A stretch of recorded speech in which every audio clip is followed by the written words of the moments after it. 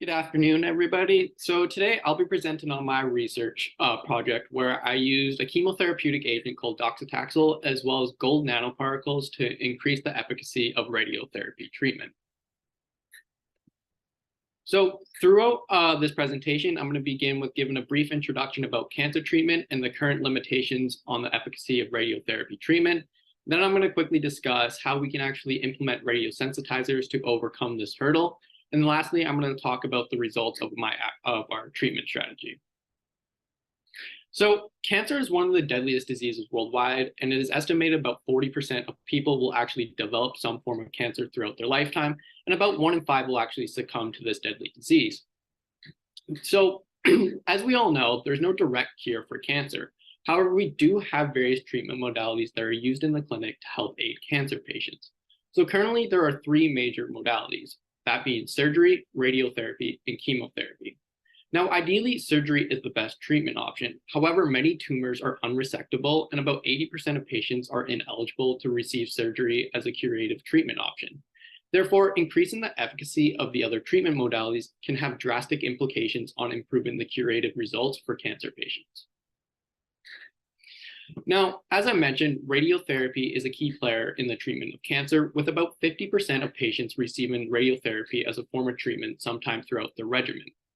However, the efficacy of radiotherapy is currently limited due to the normal tissue toxicity that it induces during treatment. Because in radiotherapy, what happens is that you have these high energy beams that will transverse through the patient to target a localized tumor site. However, as these beams pass through the patient, they will deposit some of their energy in the surrounding normal tissue, and therefore induce some normal tissue toxicity.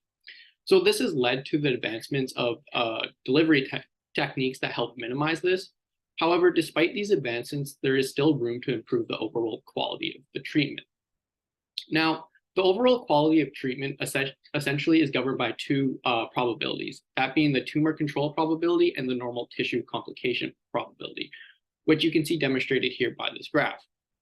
Now, for any given radiotherapy treatment, what happens is that you'll actually have a given tumor control probability and associated normal tissue complication probability. And what we want to do is optimize this relationship. So if we're somehow able to shift this TCP curve to the left like this, we'd actually be able to obtain high levels of tumor control while still maintaining relatively low levels of normal tissue toxicity. Now, one avenue that is currently being explored to achieve this is through the introduction of radiosensitizers. So by introducing radiosensitizers to tumor sites prior to radiation, we can actually locally enhance the dose deposited to tumors and therefore increase the therapeutic efficacy of our treatment strategy. Now, one way we can actually achieve the sensitization effect is through physical radiosensitizers such as gold nanoparticles. So gold nanoparticles, or this mechanism of sensitization due to gold nanoparticles, is attributed to the increased production of secondary electrons. So as the ionizing radiation will interact with the gold nanoparticles, we'll actually see an increase in photoelectric interactions due to the gold nanoparticles' high atomic number in comparison to soft tissue. These secondary electrons are then able to interact with the water molecules in our body to produce DNA damage and free radicals, therefore increasing the DNA damage in cancer cells. Now, some of the benefits of actually using gold nanoparticles as a radiosensitizer, besides its high atomic number, has to do with its high biocompatibility, as well as our ability to functionalize them with targeted moieties such that we can preferentially increase their uptake in cancer cells. Now, another method we can do introduce to sensitize cells to radiation is through drug-based sensitizers. So docetaxel is a chemotherapeutic agent that is used in the clinic to treat various forms of cancer.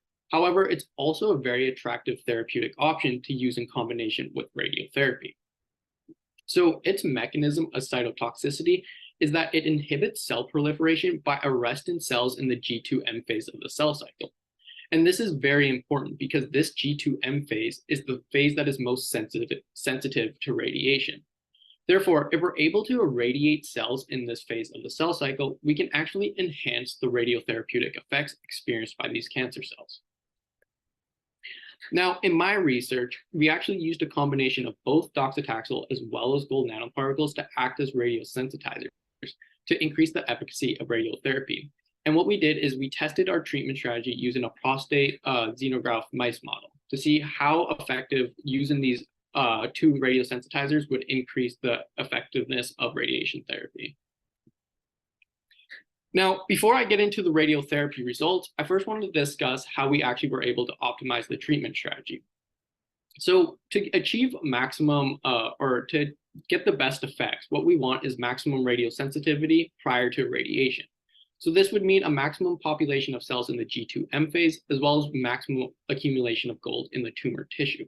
So as you can see here with the figure on the left, there was a significant shift in the cell population in towards the G2M phase of the cell cycle.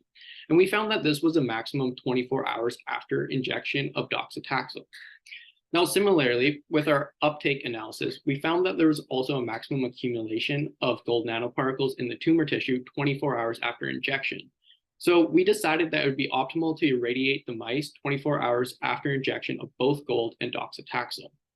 Now, if we also take a look at this uptake figure a little more closely, we can also see that docetaxel increases the accumulation of gold in tumor tissue. Therefore, when we use docetaxel in combination with gold nanoparticles, its sensitizing effects are actually twofold, because not only will it increase the cell cycle population in the G2M phase, but it will also increase the uptake of gold, therefore increasing the radiosensitivity of the tumor tissue.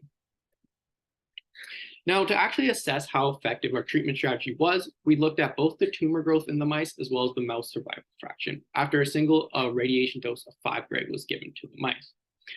So as you can see with this graph on the left here, there was a significant reduction in the tumor growth for the triple combination of gold nanoparticles, docetaxel, and radiotherapy. Now, this is also important because we only gave a single treatment fraction. However, in clinical cases, you would give multiple fractions throughout this time span. However, despite that not being the case, you can still see a significant reduction in comparison to the other treatment. Now, we also found similar results with our mouse survival fraction, as our triple combination of gold nanoparticles, docetaxel, and radiotherapy resulted in 100% mouse survival, where this was not the case for the other treatment arms. Therefore, our results suggest that by using gold nanoparticles in combination with docetaxel as radiosensitizers can actually increase the therapeutic efficacy of radiotherapy treatment. Now, even though those results are quite promising, we can still improve upon our treatment system. So one of the problems with using chemotherapeutics is, of course, the normal tissue toxicity that is induced during treatment, because chemotherapeutic drugs don't actually differentiate between normal cells and cancer cells, but rather just affect any proliferated cells. Therefore, if we're somehow able to selectively target cancer cells, we can increase the therapeutic efficacy of our treatment strategy. So one way we can actually achieve this is through the use of lipid nanoparticles as a delivery vehicle. So our future goal is actually to implement our treatment strategy, but using lipid nanoparticles as a delivery vehicle. That way, if it was applied in the clinic, we'd be able to reduce the adverse effects experienced by cancer patients. Now, overall, increasing the efficacy of radiotherapy is quite challenging due to the normal tissue toxicity that it induces during treatment, as it prevents the dose escalation that is required to improve curative results. However, a new and exciting avenue is incorporating radiosensitizers into radiotherapy treatment, as studies have shown that it can actually increase the radiotherapeutic effect experienced by cancer cells. So in our study, what we did was we showed that both docetaxel and gold nanoparticles are great candidates to act as radiosensitizers, as they have shown great promise in augmenting the effects or the radiotherapeutic effects in cancer cells. So our final goal is hopefully one day to be able to translate our treatment strategy through the use of lipid nanoparticles into the clinic, so that way we can simultaneously reduce adverse effects experienced by cancer patients while also increasing tumor control, and pave the new way for a new era in radiotherapy treatment through the use of nanotechnology. Now, lastly, I just want to quickly thank my supervisor, most importantly, Dr. Devika Chithrani, as well as my fellow lab mates, as well as the Christian Nanotechnology and Radiation Biology Lab, as they also had a huge help in this study. Thank you. Nolan, how does docetaxel affect the uptake of gold in the organs of mice? That is a good question. Am I still able to share my screen, or do I need to share it? Please share. Okay.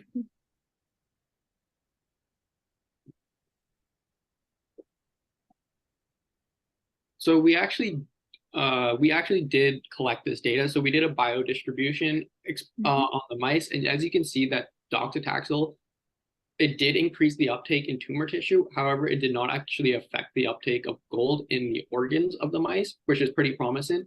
However, a lot of people are worried, or some people worry about the uptake of gold in organs. However, the concentrations that we use are shown to be not toxic to not toxic to humans and the organs. So, and also when talking about accumulation of gold in the organs, we got to think when using radiotherapy, it's also a highly targeted treatment strategy. So it's not a huge worry. So Nolan, I'll ask a question regarding the value proposition of this approach in terms of treatment of cancer in the clinic. So if you were facing a patient with their oncologist, what would be the benefit that the patient would understand would really differentiate this approach from what's currently available?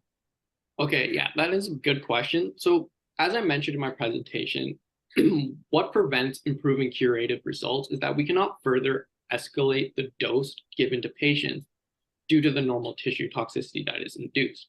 So by preferentially increasing the radiosensitivity of tumor sites in comparison to normal cells, we can actually scale back the dose of both chemotherapy as well as radiotherapy and still achieve similar effects, but still minimize the actual normal tissue toxicity. Well, that would definitely be a big benefit, because I think with cancer, especially, this is, the side effects are what prevent people from pursuing treatment sometimes. So that reduction of harm to the healthy cells would be extremely valuable. Okay, back to you, Divya. All right. I have another question to ask Nolan. So what size of GNPs were used in this study, and why did you use them? So in this study, we used approximately around 11 nanometer sized gold nanoparticles. And the reason for this is because in vitro studies have shown the highest accumulation of gold in monolayer cells is more around like 50 nanometers. However, when you move into actual more clinically relevant models, such as tumor models, smaller nanoparticles have higher accumulation because the collagen fibrils in the tumor tissue are spaced between like 20 nanometers and 40 nanometers, and they kind of impose an upper limit on the size. So we decided to use a smaller size nanoparticle such that we can have better penetration into tumor sites. Speak, go ahead. Yeah, I don't know whether I'm supposed to ask questions from Nolan. I'm the supervisor, but I love to do that, challenge them. So Nolan, what do you think about the translation of this technique into the patients? Like, for example, we are using gold. Gold is so expensive. So how do you sell this idea to oncologists or to run a clinical trial? So what is your rationale on that? Well, the gold that actually is used in our studies is actually not expensive, and it is not expensive to synthesize. I think that is just people think that because they hear gold, but that is actually not the case. So clinical trials actually have been run with using gold nanoparticles. And we can translate, obviously the ultimate goal would be to use lipid nanoparticles as a delivery treatment strategy, because that way we can exploit the enhanced permeability and retention effect, and that way create a differential in the uptake of chemotherapeutics and gold in tumor cells in comparison to healthy cells, therefore creating a bigger divide between the the toxicity that is delivered to tumor sites in normal cells, therefore increasing just like the overall therapeutic efficacy of the treatment strategy. Thank you, Dr. Chitrani, for the question, and thank you, Nolan, for that answer. Do we have any other questions from the audience, Marshall? We presently do not. All right. I have one final question. So what did you use to functionalize the gold nanoparticles, and how does that process improve their uptake at the tumor site? Yeah, so we functionalized them with two peptides, polyethylene glycol. As the reason for functionalizing them with PEG is because it creates a hydrophobic shield and kind of protects them from the immune system. So this hydrophobic shield will shield them from opsonization and getting cleared by the immune system. And then, but studies have shown that when functionalized in your gold with PEG, it will actually decrease the uptake in cancer cells. So we also functionalize them with a peptide containing the RGD sequence, where the binding integrin is overexpressed by many tumor sites. Therefore, it is able to recognize the gold nanoparticles and it increases their uptake in the tumor cells. Okay, great. I have a follow-on question just about the gold particles, because I think I heard you say that if they're not functionalized at the tumor site, that they will pass through the body and be eliminated. Is that right? So when they're not functionalized, they can be tagged for opsonization. So you can have then they'll be tagged for opsonization, and then you'll have macrophages that will come and clear them. What they do is they see foreign objects. It's just our natural immune defense, and they'll pretty much swallow them and get rid of them. Right.